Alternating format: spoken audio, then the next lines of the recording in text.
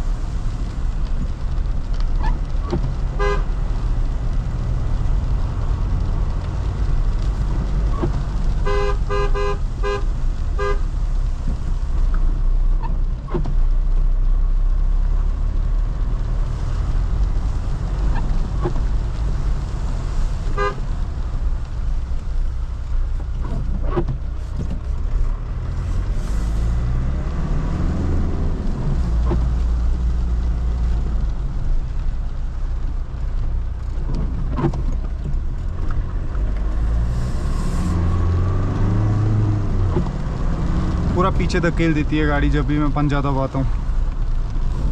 2200 CC का engine है, 280 Nm torque, 120 bhp, इसीलिए पीछे धकेल देता है ये गाड़ी को, सॉरी इंसान को।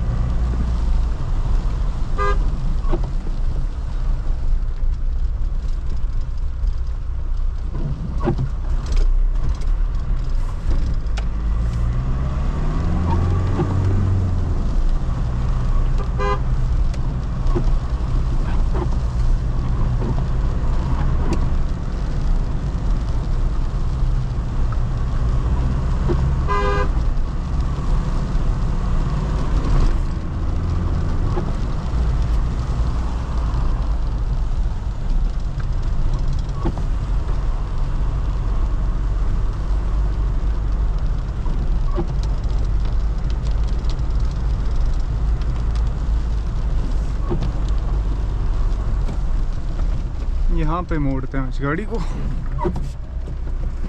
नहीं यहाँ पे मोड़ना सही रहेगा क्या?